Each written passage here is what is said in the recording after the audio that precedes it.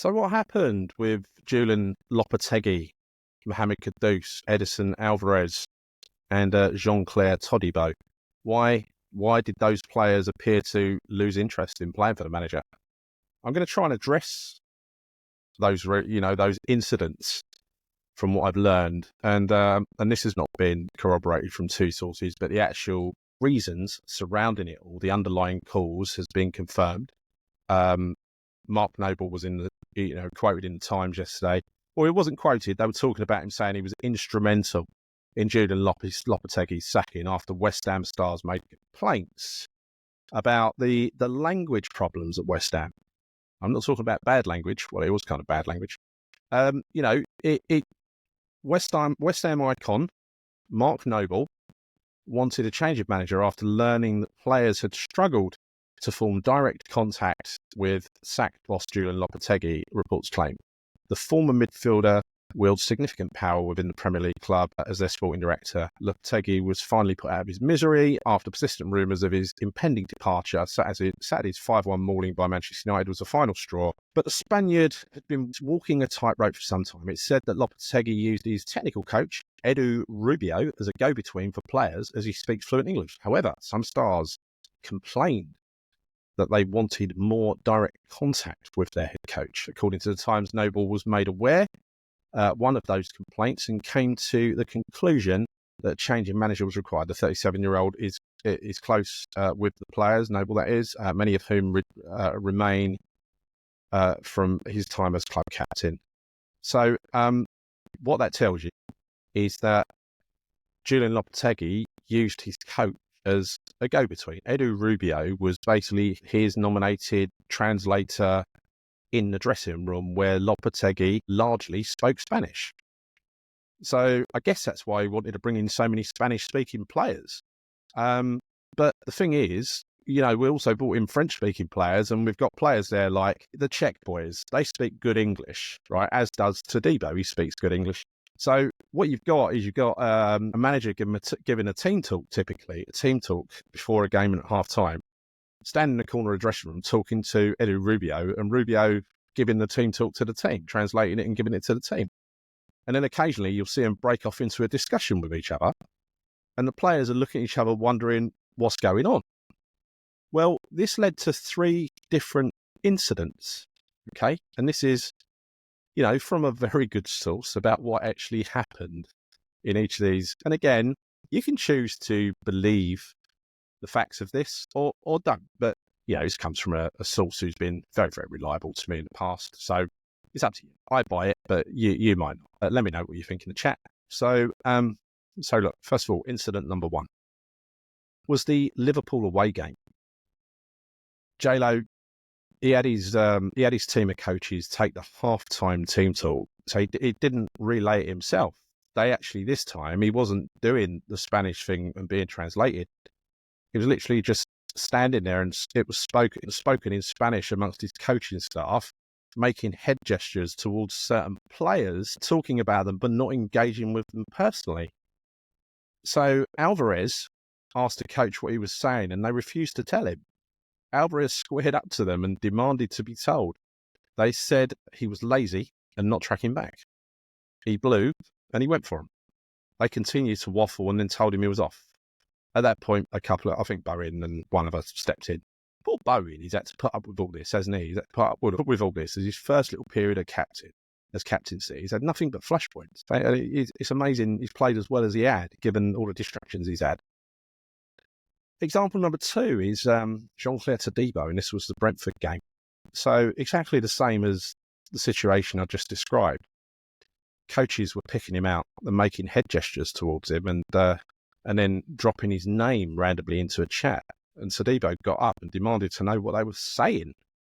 And another player, I don't know who, Spanish-speaking player, confirmed what they had been saying.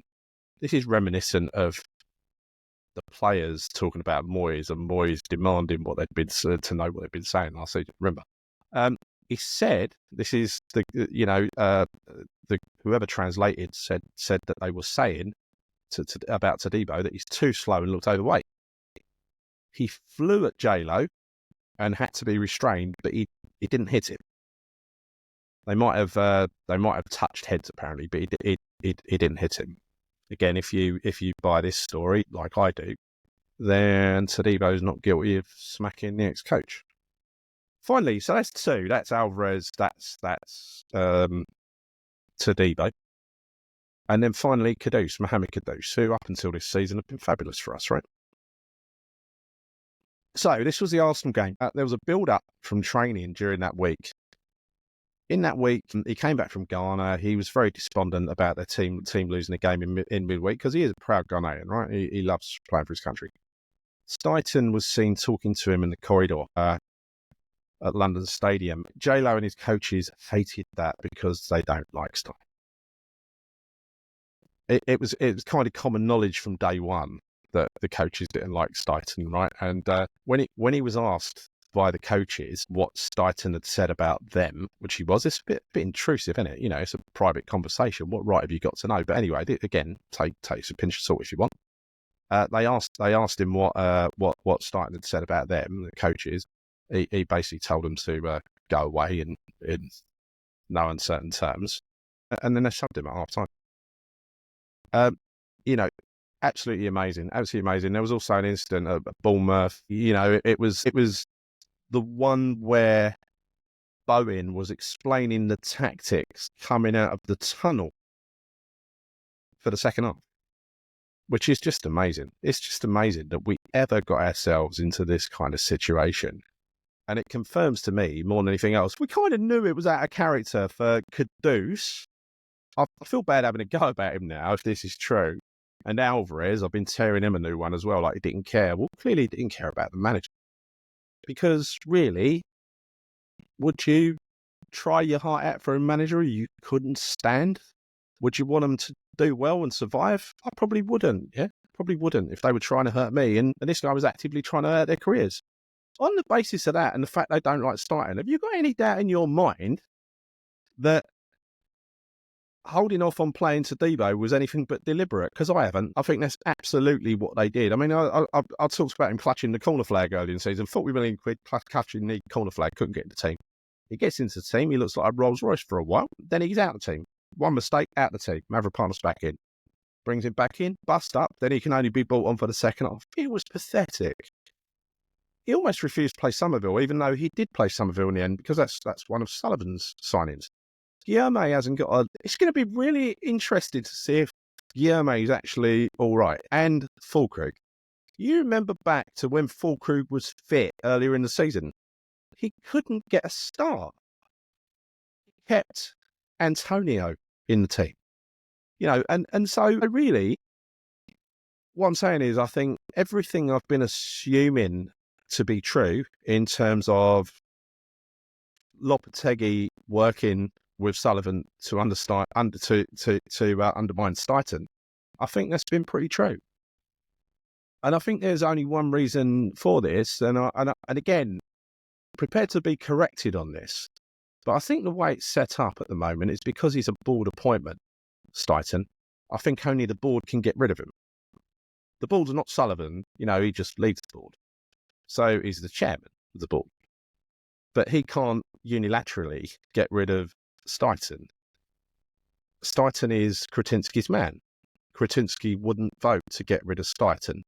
And Kretinsky's got another couple of his people on the board as well, right? So it's very likely that Sullivan doesn't have the votes to sack Steiten even if he wanted to. So I think all the paper talk at the moment about he might be sacked, about, there might be this person coming in to replace him and stuff like that. If you look at the videos, and you look at everything that's happened in the past few days, even the photo of him sitting down talking to Potter, you realise that he's actually still playing an important role in West Ham, isn't he? This ain't a guy who's been put on the naughty step and he's got no responsibilities anymore, can't be trusted. When I look back and I look at the players that he signed, he was the one that got those deals done, as we discussed last night. The deals don't just happen because you identify a player and an opportunity. You've got to go and get it over the line. That's a difficult bit. And that is what Steiten managed to do. He should get huge credit for that. Kudus. No way we were signing him. We got him. Alvarez, same. We got them as a pair. We sold the dream to them. Todibo. We shouldn't have got him either. In terms of, that's a player who in the past, it would have been, we tried. Sorry, we tried. And then there's a few suspect ones. Guilherme, one for the future.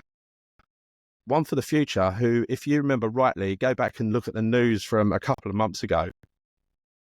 It was being leaked out the club that he was useless, that the club were disappointed with the signing. This is an 18-year-old. 18-year-old. This was not, he was not signed to be a regular starter this year. But nonetheless, it might turn out that he's actually pretty good. But the last thing that I would imagine certain people want to happen is for Guilherme to turn out to be a good player. I just hope that we're moving into a new era now where these silly games behind the scene just stop.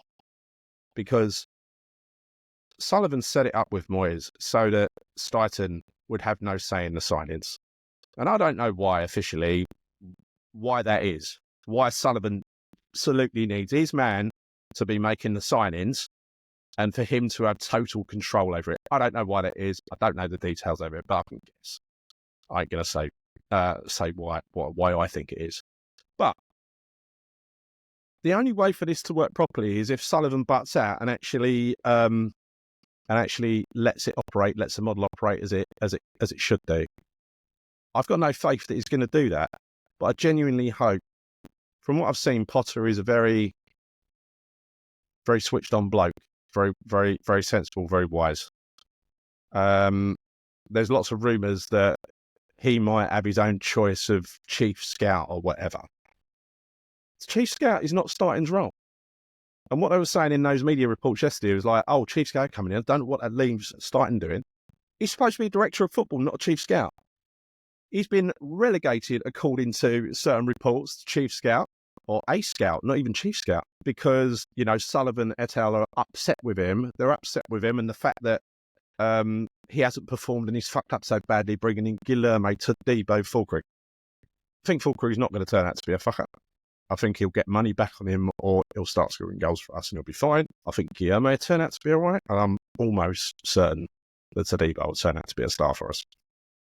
So all these things have been dressed up and manoeuvred to put him in a position where he seems useless. And what I think is they've been trying to get him to walk. They've been trying to shame him into walking by damaging his reputation through the media. That is my theory on it. But he hasn't walked. And there must be a reason for that. Because I think other people in that position would have put their reputation above everything. And he's also gone very quiet in the media as well. So maybe there's something afoot in this club. Again, that's just a conspiracy theory. Maybe there's something afoot, or maybe there's something that Tim knows that we don't know. But that's it. That's the long story with all of the detail. I've brain dumped everything that I think about the situation. And I just hope, I wish Graham Potter well. I hope that he's not impacted and brought back in. I hope we don't have round 3 of coach versus Steiten.